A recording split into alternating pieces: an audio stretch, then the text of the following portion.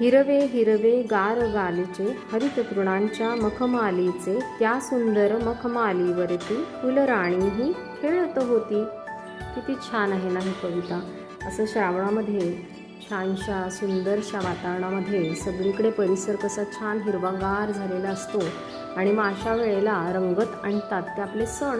छानसा आज नागपंचमीचा सण आहे, तर उकडीचे पदार्थ नेहमीच केले जातात. तर आज आपणही उकडीचा मोदक किंवा उकडीचे हळदीचे पातोळे असे बघणार आहोत. तर त्याच्यासाठीचं जे साहित्य घेतलेलं आहे त्याच्यामध्ये ओला नारळ घेतलेला आहे, तो 3 वाट्या आहे.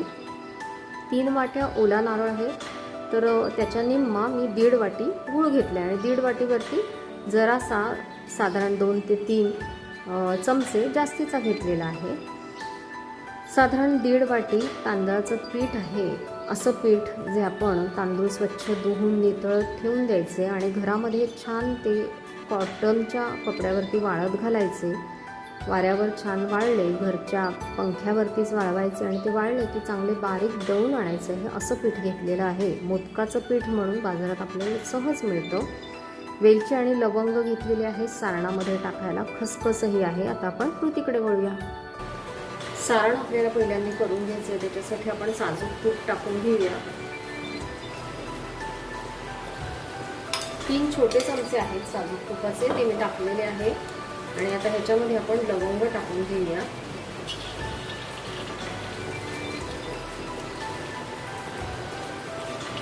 लवंग छान होत आली की खसखस टाकूया. साधारण 1-1.5 चमचा खसखस टाकायचे आणि आपल्याला खोबरं लगेचच टाकून घ्यायचं आहे आणि गूळ देखील लगेच टाकून घ्यायचं आहे.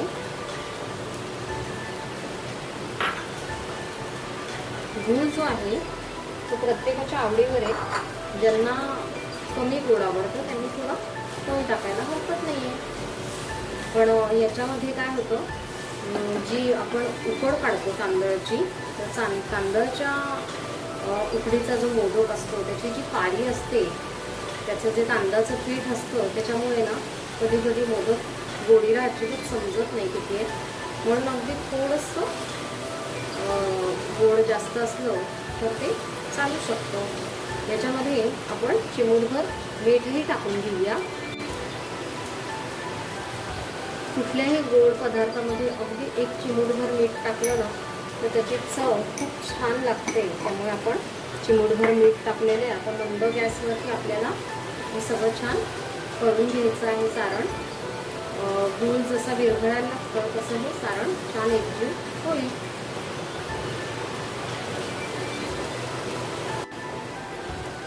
साधारण 10 ते 15 मिनिटं झालेलं आहे आणि गूळ छान विरघळलेला आहे. आता आपण वेलची टाकून घेऊया याच्यामध्ये. ज्यांना काजू बदाम टाकायचे ते टाकू शकतात त्याच्यामध्ये, काजू बदाम. आता हे जे सारण आहे ना हे फार सुकं करायचं नाही. हे असं थोडंसं ओलसर असताना आपण गॅस वाढवून टाकूया आता. कारण की ना मोदक ना असं छान आतून ना थोडासा गबगबीत असेल ना तर त्याची मजा लज्जत काही और असते. आता आपण उकडीकडे वळूया.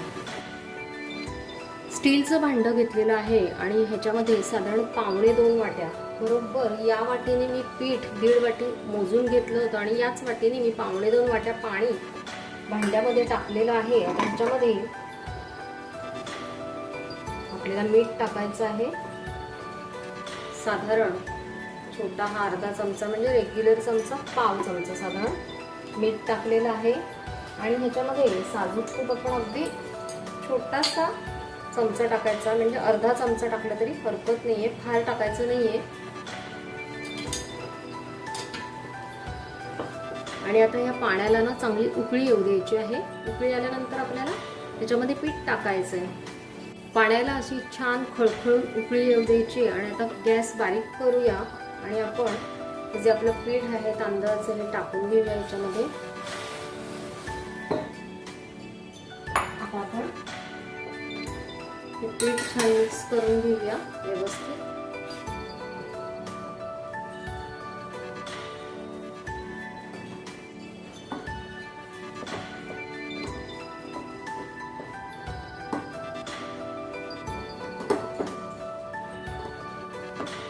छान मिक्स मिक्स झालेले. आता आपण ह्याच्यावरती झाकण ठेवून देऊया. 1-2 मिनिटासाठी आपल्याला गॅस ठेवायचा आहे, पण बारीक आहे.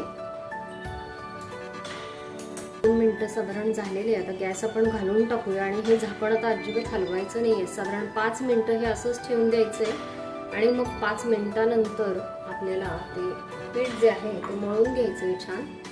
आपलं जे सारण आहे ते तयार झालेलं आहे आणि आता हे थंड होऊ द्यायचं आहे आपल्याला. हे बाजूला करून घेऊया आणि आता आपल्याला ह्याच्यामध्ये आपण जी उकड आहे ती काढून घ्यायची आहे. अजिबात भांडं हलवलेलं नव्हतं, म्हणजे झाकण तसंच ठेवलं होतं. आता आपल्याला ही जी उकड आहे यातली सगळी नाही घ्यायची, थोडीशीच काढून घ्यायची. त्याच्या गाठी मोडून घ्यायच्या आणि ती चांगली मळून घ्यायची आणि मग पुन्हा अर्धी जी आहे ती पण अशीच करून घ्यायची आपल्याला. तोपर्यंत ही अर्धी झाकून ठेवूया. आता हे मळत असताना ही खूप गरम आहे, त्यामुळे आपण ही अशी या पद्धतीनं वाटीनं ह्याच्या ज्या गाठी आहेत त्या मोडून घ्यायच्या आहेत. ज्यांच्याकडे फूड प्रोसेसर आहे त्यांनी आवर्जून फूड प्रोसेसरवरती जरूर करून घ्यावी. फूड प्रोसेसरवर उकड अतिशय छान होते. खूप गरम असल्याने ही हाताने लगेचच करणं शक्य नाही आहे. अशा वेळेला वाटीनं या गाठी मोडून घ्यायच्या आणि मग थोडी कोमट झाली की मग हाताने तिला एकजीव करून घ्यायची.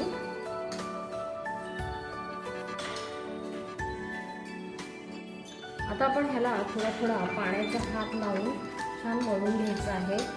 पाण्याचा हात लावल्याने काय होतं, आपल्या हाताला चटकाही नाही बसत आणि ही उकड थोडी टाईट असते. आपल्याला आवश्यक तेवढं त्याच्यामध्ये पाणी टाकून मळून घ्यायचे आहे छान. असे आपण गोळे तयार करून घेऊया. छान हिरवीगार पानं आहेत, हळदीची पानं आहेत ही. तर अशी छानशी आपण पानं घेतलेली आहे आणि ही अशी मी कट करून घेतली आहे. सुबक छान गोल झालेली आहे. पूर्ण पाने अर्ध पानने केलेलं आहे आणि दोन्हीच्या साधारण मध्यभागी कात्रीनं कापून घेऊया. आता इकडचा भाग अरुंद आहे, या भागाला डायरेक्टली इथून असा शेप देऊया आणि इकडनं थोडंसं गोल शेप देऊया. हा जो मोठा भाग आहे याला आपल्याला इथे गोलाई खूप आहे त्यामुळे गरज नाही आहे. इथे या बाजूनेच फक्त थोडीशी गोलाई काढूया. पहा छान आपलं गोल पान तयार झाले. आता आपण पातोळ्या करून घेऊया. उकड जी आहे इतकी छान मऊ झालेली आहे, ती इतकी मऊ होणं गरजेचं आहे. आता ह्याचं छान उभट असा गोळा थोडासा करूया, जेणेकरून आपल्याला त्या पातोळ्यांवर ठेवायचा आहे. असा मी हा गोळा इथे ठेवून देते. आता आपल्याला काय करायचं आहे, पाण्याने हे थापून घ्यायचं आहे. आपण पाण्याचा हात लावूया आणि हे जे पीठ आहे ह्याच्यावरती असं थापून घेऊया. जेवढं पाण्याने छान हे थापून घेता येईल आणि जेवढं आपल्याला पातळ करता येईल तेवढं हे आपण करून घेऊया पातळ.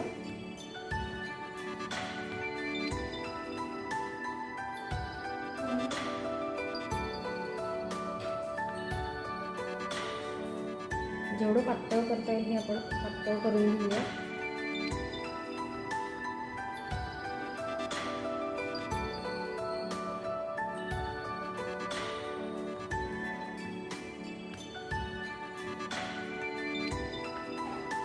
जाड जर ते जाड झालं ना तर खूप जाड वरचा कोट जर असेल ना तर ते चवीला छान नाही लागत. तर ही सुबकता ह्याच्यामध्ये आहे की ते तसं आपण पातळ करतो. आता हे एवढं पुरेसं आहे आपल्याला पातळ केलेलं. आता आपण ह्याच्यामध्ये सारण भरून घेऊया. आता जे सारण आहे ते आपल्याला साधारण थोडं उभट असं भरायचं आहे, कारण की आपण हे प्रेस करणार आहोत. तर त्या पद्धतीनंच हे सारण आपल्याला भरून घ्यायचं आहे. अगदी कमी भरायचं नाही आहे, व्यवस्थित भरून घ्यायचं सारण. त्याच्यामुळे पातळीला चव अगदी छान येते. आता हे आपण एकाच बाजूला ठेवले, या बाजूला मी अजिबात नाही घेतलेलं. जिथं मध्य आहे त्या जागेवर ठेवले. आता हे आपण असं दुमडून घेऊया पान आणि दुसऱ्या बाजूचं जे पीठ आहे ते पहा. या पिठाला अशा पद्धतीनं आपण दुमडून घेऊया, जेणेकरून ही छान बंद होईल. तर ही छान बंद झालेली आहे. अशा पद्धतीनं ही एक एक पातळी करून घेऊया आणि उकडायला लावायची आहेत आपल्याला. तर आपण इडलीचं भांडं ठेवलेलं आहे, तुमच्याकडे जे काही अवेलेबल आहे ते घ्या. पाणी ठेवले, पाणी उकळलं की आपण हे आपण जी उकड आहे ही छान व्यवस्थित हाताने मळून गोळा घेतलेला आहे. तांदळामध्ये आता बुडवून पीठ ना प्रत्येक वेळेला घेतलं ना की जरासा पाण्याचा हात लावून त्याला असं छान व्यवस्थित मळून घ्यायचं पुन्हा एकदा. म्हणजे काय होतं, त्याच्यात आवश्यक ओलावा येतो, मऊही होतं. आणि आता हा आपण असा गोळा केलेला आहे. आता हा गोळा आपण पिठामध्ये मळून बुडवून घेऊया आणि ह्याच्यामध्ये तेलाचं बोट घालून एक होल पाडून घेऊया. आता या पद्धतीनं ही वाटी आपल्याला करायची आहे. सारखं तेलाचा हात आणि पिठाचा हात असं वापरून आपल्याला ही वाटी करायची आहे. मध्ये मध्ये आपण पीठही जी बोटं आहे ती अशी बुडवायची आणि अशा पद्धतीनं वाटी करत जायची आपल्याला छानशी. जेवढी सुबक वाटी जमेल तेवढं आपल्याला मोदक आपला छान होणार आहे. असं जर जॉईंट तुटलं तर आपण हा अशा पद्धतीनं करून घेऊ शकतो. अशी जेवढी आपल्याला पातळ करता येईल तेवढीही पातळ करून घ्यायची. हे पीठ आहे हे हाताला चिकटतं ना, म्हणून मग सुकं पीठ लावून ते चिकटणार नाही अशी काळजी घेत वाटी आपल्याला वळवून घ्यायची आहे. अशी ती वाटी सगळीकडून पातळ करून घ्यायची. मधला भाग अजिबात जाड राहणार नाही याची काळजी घ्यायची.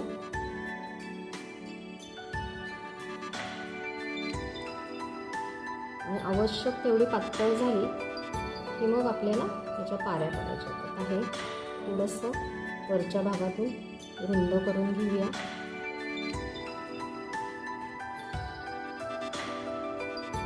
ह्याच्यातली हीच सुबकता आहे की ही जी वाटी आहे किंवा ही जी पारी आहे ही तुम्हाला जेवढी छान पातळ जमेल तेवढा तुमचा मोदक छान पातळ होतो बाहेरच्या आवरणासहित. आता आपण इथे असे या पद्धतीनं दुमड मारून घेऊया आणि जेवढ्या जवळ दुमड आपल्याला मारता येईल तेवढी ती मारून घ्यायची आणि खालपासून मारत यायची, जेणेकरून मोदक सुबक दिसतो आपला.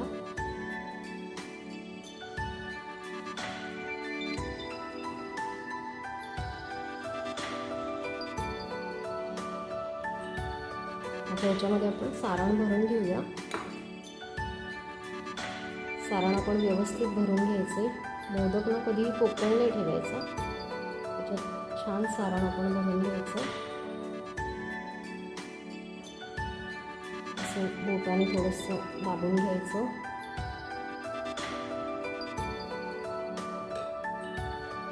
आता वरचा भाग थोडा रिकामा ठेवून द्यायचा. आता हा एवढा भरलेला. आता ह्या पद्धतीने आपल्याला हा हळूहळू आवळत यायचं आहे. हलक्या हाताने आवळत जायचं आहे